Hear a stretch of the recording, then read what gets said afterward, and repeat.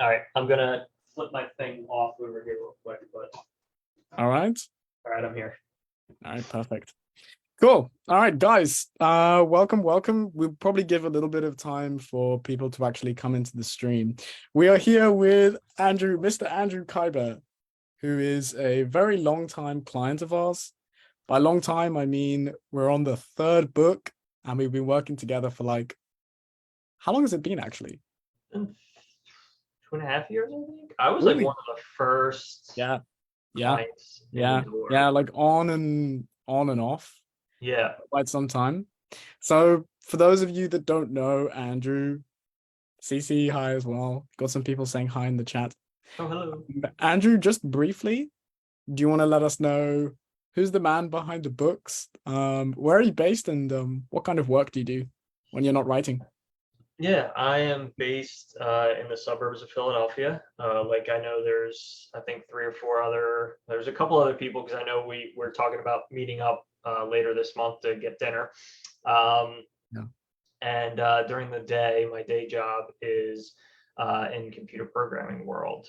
Specifically, I'm Mm, in the payments processing kind of sector, so your credit card day job, payments and your stuff. day job sounds a lot more like technical and cerebral Yes, than I guess like the creative writing is like your creative outlet, right?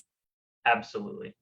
That was actually part of why I wanted to talk to you because a lot of people here in the group are probably going to see this stream that we're doing and think, how the heck did this guy who has no real background or anything in writing, whose literally his day job is something completely separate, nothing to do Yeah, with writing, actually manage to finish, well, one short story collection, which we've got here. And this one ended up being the number one new release in its genre, which was really cool. yeah, This is already a great read if anybody wants to pick this up. And then a second novel now that's coming out soon that we'll be talking about today. And then starting on a third book as well. I think people would like to know what you did to actually get results like that. So maybe we can dive into that a little bit. Um, yeah. we got loads of folks saying hi here. Hi. So, Andrew, like, what actually originally got you into writing? Like, at what point did you say, okay, I've never written a book before, but I feel like I want to try and tackle this kind of project? Um, so what originally brought me to working with you Mm, specifically was I had joined some type of writing group or something on Facebook, and I was reaching out and like posting in that group, asking for suggestions and trying to push things forward for yeah. myself. Because I had had numerous attempts to write short stories and novels, and all of them failed ultimately because of like follow through or not feeling like the idea was good enough, Right. commitment, planning the time. Basically, a lot of it was just like letting myself kind of fall off the wagon after a Yeah. certain amount of time. Yeah. And that was one of the great things that came with working with you is being held accountable and working on like sitting down and figuring out like what is my writing schedule and, Yeah. Yeah. and making that work. And sometimes that ebbs and flows with the day job or with life in general. But that definitely put me on the right track. And then being able to go through some of the exercises and absolutely take my ideas and kind of bring them up to the next level, Mm. was just So invaluable. just to like get the story straight, because I think a lot of people here are probably standing in the shoes that you were in 2.5 years ago, where you were feeling like, okay, I have ideas that come up, and then I kind of start working on them, and then I get a certain amount of the way with them, and then they just kind of fizzle out, and I don't follow through, and I just never finish what I start. So I guess those were the problems that you were running into at that point. Why do you think it was that you wouldn't see them all the way through? Did you just lose interest in them in your ideas over time, or was there like some technical skill that you feel like you were missing, or Um, problem? so certainly for some of them, I don't know that I would call it a technical skill, but definitely like feeling like something wasn't fully fleshed out, or like where does it go, or what happens, which Uh, we worked through a lot of the exercises with the specifically the character exercises and stuff, I think yeah. was where I was um, lacking a little bit. And I think that was like affecting my ability to finish the project. Mm, I'm also absolutely a person that loves the shiny new object. yeah. And it wasn't like a loss of interest. Like I still had an interest in finishing it, but it was the loss of motivation to complete that work before moving on to the next one.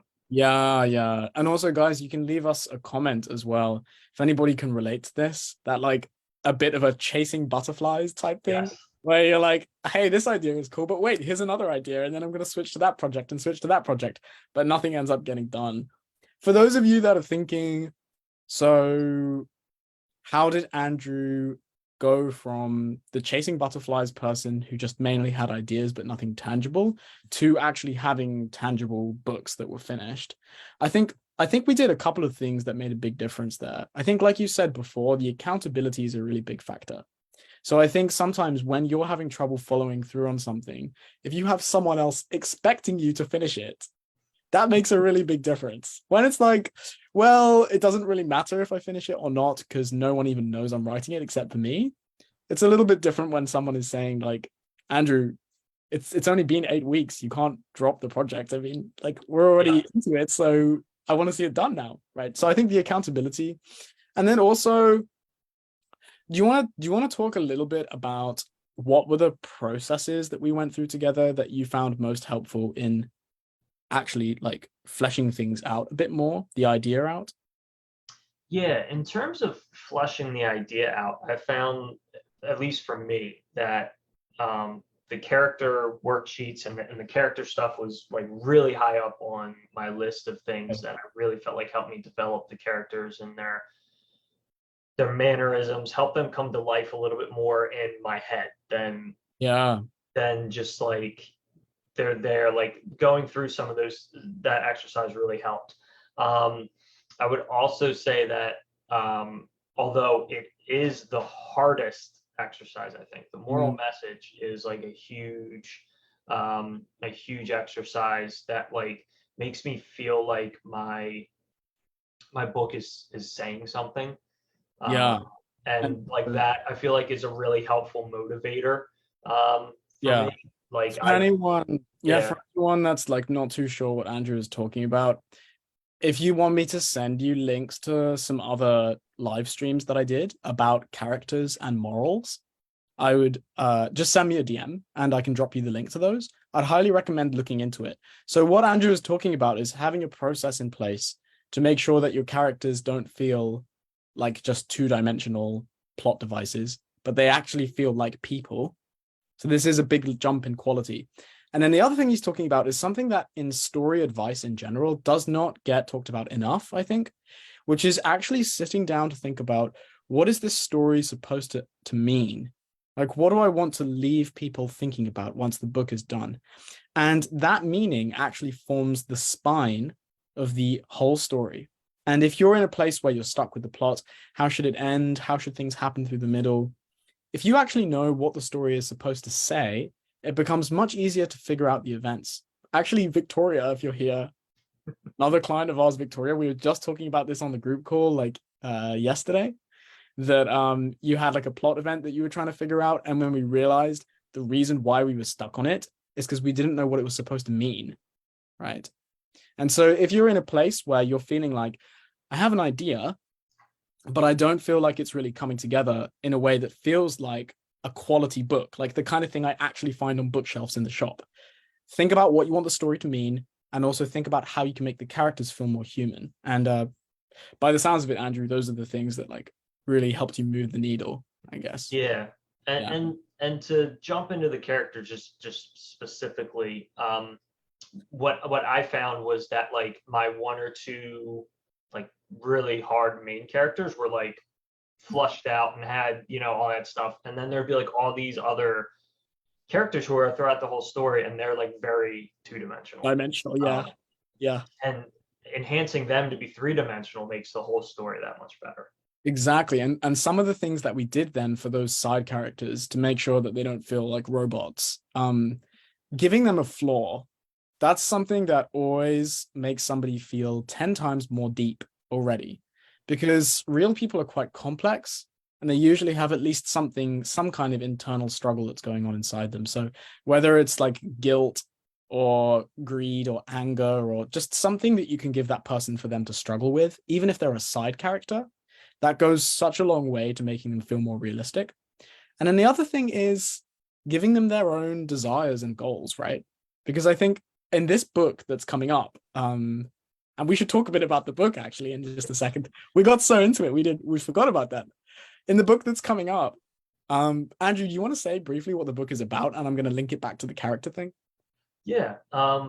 So I always like to start with like the one line pitch that Yeah. kind of I give to everybody when they ask me like, what is this about? And my one line pitch usually is think of it as an escape room, but with zombies. Yeah. I took kind of the like escape room kind of Squid Games type situation where there are people who are brought together or grabbed together and they are trying to go through these games, these situations, but they're having kind of the not enhancement, but they're kind of having the added caveat of the games revolve around some type of zombie Mm. infestation. So they're trying to achieve certain things, they're trying to achieve certain goals, they're trying to, win the game by doing X, Y, Z, while also having to deal with a zombie threat that's occurring at the same time. To make it really simple, and I think this is such a good hook. Think about like Squid Game on Netflix, if anybody watched that, with these like life or death games that people are playing, except that every game involves the undead somehow. And Yeah. it was such a fun concept to work with. But to link it back to the character thing, so we've got all of these characters that are in these games, right? And they're playing things like a life and death version of Tag, or a life and death version of what were some of the other ones that we came up with? There's like a version of Tag, there's a version of the child's game, Simon Says, with the colors. I'm not sure if everybody knows what that is, but basically it'll start with one color like red, and then it'll go red, yellow, and then red, yellow, green. And so you have to keep pressing them in the correct order. We also had like a glass maze that they had to find their way through, and if you hit a button, then different doors open and close, Yeah. stuff like that. We did So yeah, a pressure plated bridge. yeah, all of that stuff. So the group is obviously trying to make their way through these games. And what we originally had, like you said, was a couple of main characters that have their mission, and then Mhm. the other characters are just kind of they're just the other people in the game. But Yeah. then we got to thinking, what if, for example, for one of the other side characters, it's not their first time going through the game and they're trying to keep that secret from the other group members? What if another person has somebody who's on the outside of the game that they're trying to survive for, and that's why they're trying to make it through alive? What if we just give these other people their own desires and goals? And again, what you end up with, and if you guys are curious about how Andrew handled this, definitely pick up the book when it comes out. We end up with a cast of people that are all really complex and interesting as they're making their way through this game. Yeah, and they come from different backgrounds, and I really like, and I've gotten a lot of really good feedback from beta readers about how the characters feel and interact with each other in terms of, this character has this as their background. You can see it by, or like the way they dress and interact with somebody, the way somebody else is like dressed and looks and acts because of, I guess I'll use the term like preconceived notions that they have from knowing other people in the outside world. They don't know this person, but they know people who look like this person or act like this person. And so there's like immediate biases that kind of play into it and how they talk and interact with each other, which people seem to really like. I wanted to say, speaking of things that people tend to like about your work, a lot of people in the comments were just saying like, that's such a great hook. I think that was one of the things that helped this one do so well. Because the original book 5, if you guys are interested to pick this up, this one, Andrew's first book, was actually a short story collection. But every single story, so it's 5 stories, every story in this collection just has such a good hook, right? Like a character wakes up in the basement of a man who believes he's God, right, with the God complex. Or a girl goes along to a dorm party and it descends into a rock and roll cult ritual. Stuff like this, where it's just like those are such snappy concepts that pull people in. And I think for anybody here who's thinking, what can I learn from Andrew? If you can figure out how to present your concept in just one sentence like that, in a way that's really sharp, that really pulls people in and makes people's eyes light up, that's cool, right? Mhm. That's so effective. And I think that will really help with the success of the second book as well. Yeah, it's definitely a skill Yeah. to hone and achieve and work through. It's definitely not something I in any way, Yeah. shape, or form was able to do before working with Max. And every single one of even this book, just having to like iterate through and be like, okay, like that's not snappy enough, or like what can I do to change this to make it kind of work and be more gripping and engaging. The iterating is 100% the case, because I remember with some of the stories from the original collection, the original story, like the original Mhm. idea you had for it versus the thing we actually came out with. The thing we came out with after brainstorming together was like night and day Yes. stronger than the original pitch, and just so much sharper with so much more depth. And it's thanks to those things that we were just talking about earlier in the chat. What does the story mean? Giving it deeper themes, making the characters feel more human. All of those things were really interesting.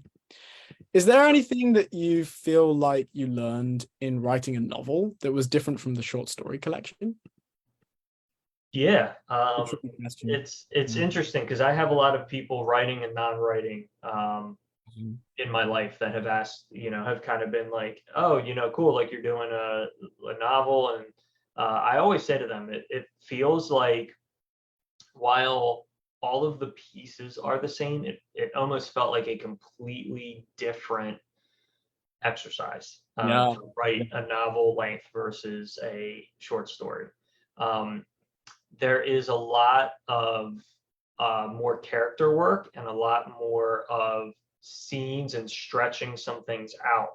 That Yeah. was like really kind of the biggest challenge for me, which you totally know because I went to go write the original draft, and I think the original draft was only like 25,000 words. Like it was like not anywhere near what it needed Wasn't to a book. Yeah. be. Yeah. And having to go through and say like, well, no, wait, we can elongate this piece and we can like accentuate this piece. And this doesn't have to be said or discovered or figured out right away, because I was thinking in terms of short stories where, you have about 10,000 words and you kind of got to like, Yeah. not quite immediately, but like you can't leave a lot of stuff unsaid off kind of the bat. Yeah. So is about really like figuring out how to draw out the tension through Got it exactly. It's all the interesting that you process. say that, because sometimes I hear people in this Facebook group here saying, I'm building my way up to the novel. I'm just starting with short stories. But it's kind of a different art form, Yes. because the short stories, the skill is really, it's like you're hitting people with a fast punch of storytelling. But with a novel, you need different skills. You need to learn how to like suspend a mystery over the course of the whole story. You need to focus on character growth and things like that, because you don't have a lot of space to do that in a short story. It's a bit like Yep. somebody saying, I want to learn how to write a dissertation, so I'm going to start off by doing poetry. It's like, but no, it's not going to, like, one doesn't necessarily lead to the other, right? So Yeah. there's definitely some different skills there that we went through together, but I think the book came out really well. So I'm looking Yeah. forward to what Thank you. happens. And I will say that it's funny that you mentioned that because I was absolutely one of those people. I said, like I'm going to do short stories and kind of, well, for me, it was more seeing if I enjoyed writing and finishing it, publishing it, and then I was going to move on. But I was definitely one of those people that was like, I'm going to start with short stories and that'll lead me to novels. And Yeah. that's one of the biggest things that I came across in this process was like, it is so different. Not the same thing. Yeah. Yeah, even though all the exercises and the things are the same, It is Yeah, so yeah. different. And Cece just asked that actually. How did you approach writing all of the stories? Like, was it the same with developing the characters and the plots? And Yeah, I think we approached a lot of it the same. Um, there are definitely things that I approach and we approach differently. Like I think there's a lot of kind of world building stuff that is a lot simpler and quicker to do because a lot of times in a short story you're only in one location. Um, so I think like the world building definitely takes kind of a backseat a little bit, at least when I did it. I think the characters was probably about the same amount of work. I feel like the the uh, the I can't think of the exercise, but there's like the exercise with like the story structure and that's what I that. was going to say. Yeah, that's The plot definitely was different. the plot was the biggest thing that differs because you just don't Yeah, have space in a short story to deliver a particularly complex plot. yeah, Anyone else? Yeah, that's where the biggest change is. if anyone else has questions for Andrew as well, then feel free to ask away. Because I know a lot of people here, you're just starting out on writing your first book, or maybe you're at some point in the process. But Andrew obviously is like a couple of projects in now, so he might be able to give you guys some perspective on things. Phyllis also asked how long the short stories are. How long were they? They're about, I think this, I'm gonna say the shortest one is around 7,000 words, and the longest one's about 11,000. In the book, I think they're about 30, 40 pages each. Yeah, I know that the final word count was around like 21,000 for Really? like all five of them combined, Oh, really? Okay. Okay. if I recall correctly. I'm also I'm gonna grabbing reread it off the this. top of my head. I think I'm gonna reread this tonight, actually. Cool. Let's see. So, Andrew, before we wrap things up, Mhm. when is Decay, the next book, coming out? When can we expect it? So right now I'm going through and making some edits based on beta reader feedback, which Yeah. some people in this group know because I talk to them on the regular. Mhm. Um, Feel free for anybody to reach out to me and we can talk on the regular as well. I'm a pretty, I was about to say Approachable guy. I'm an open book. Approachable. With where I am in the process, I'm very open about frustrations or sometimes I message people and I'm like, why am I procrastinating? Yeah. Um, it's always great just to have somebody to even say that to, because then they're the ones who come back and they're like, come on. Yeah, Uh, exactly. so once I finish that, then going through beta reader feedback, doing some tweaks on that, and then I will get it out to a line editor. Just based on where we are right now, I'm thinking probably an early 2024 release, just because I don't quite know if I want to. This would be if it gets done quick enough, right? Yeah. I don't quite know if I want to do like a holiday, like be in with the Holiday holiday release. bustle Mm. and all that. Mm. So Yeah. just because of that, I might hold it off till like an early March. Yeah, okay, got you. Yeah, there's some things to think about there with the timing. Can we reveal the front cover? Absolutely. Drop us a comment if you want to see the front cover for this. Andrew went back and forth on this and back and forth on the color for a while, and then we settled on something that is very eye-catching. We'll put it that way. Yes. I think, and Um, I think that was like the ultimate decision. It was way more eye catching than the other one or two that we had. yeah. People want to see it. Cool. I'll share my screen here. By the way, this is Andrew's page on Facebook, and here is the bright pink front cover for Decay by Andrew Kyber. So coming early next year. If you want to stay up to date with what Andrew's doing and get some cool updates and some nice selfies from time to time, definitely go to his page. It's just Andrew Kyber author. You can search for him and then drop it a follow. And you can see how he's doing. And once the book comes out, get a reminder. Yeah, absolutely. You had a couple of other questions from people, Andrew. Yeah, let's go. Very nice. Kathleen asked, did you finish the second book before starting the third book?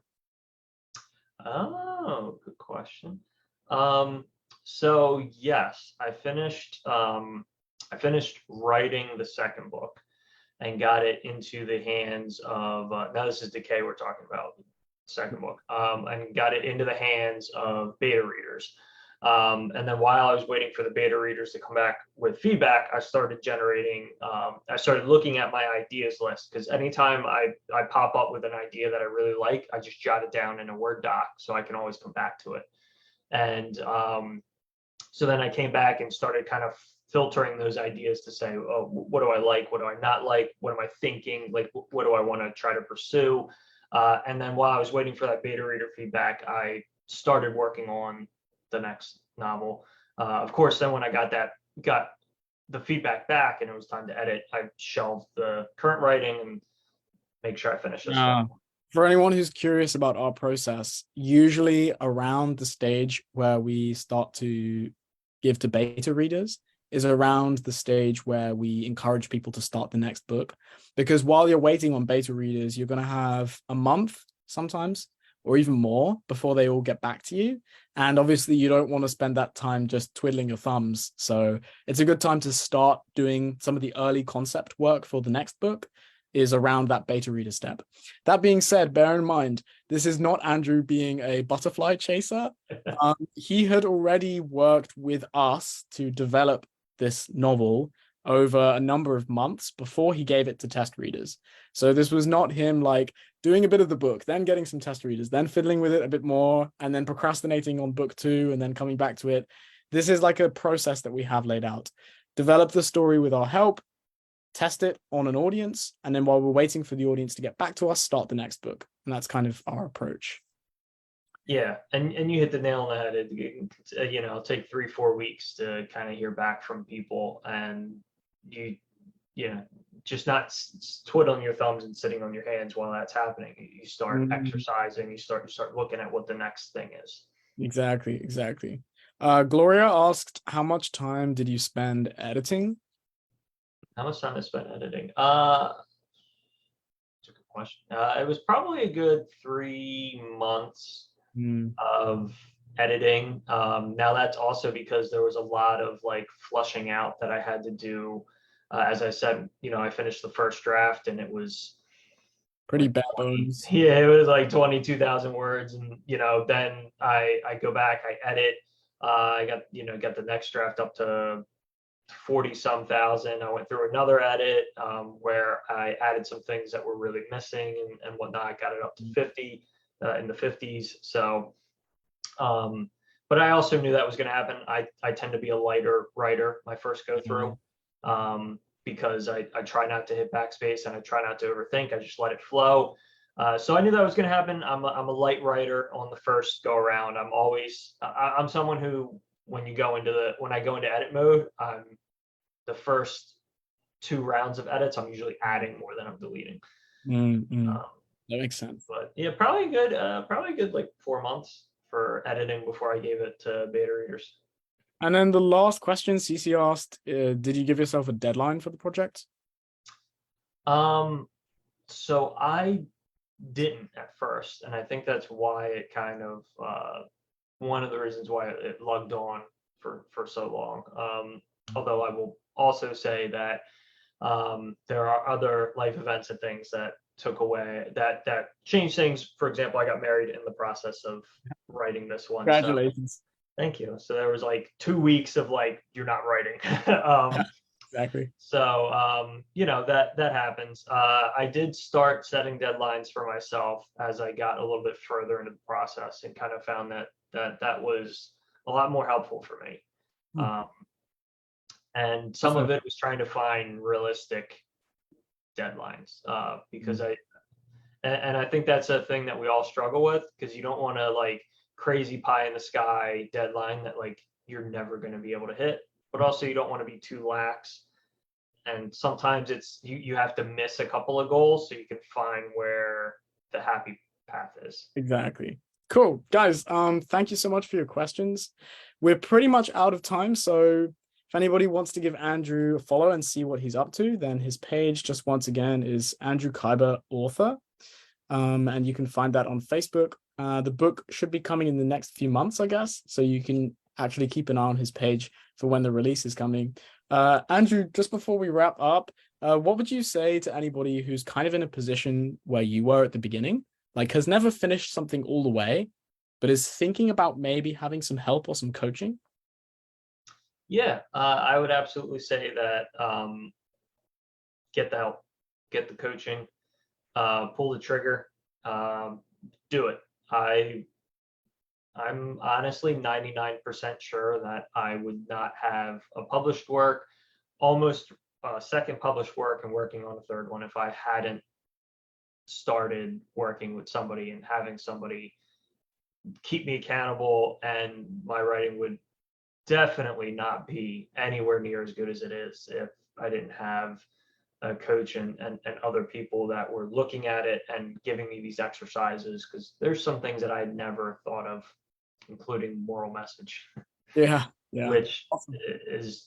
which I feel like is really super important. And like nothing I would have written would have had a moral message, or it would have given one, but not because I planned it to have one. Yeah. Awesome. Appreciate that, Andrew. Guys, thank you so much. And we'll see you next week for another live class. And Andrew, keep writing. Looking forward All to right, see you guys. Okay.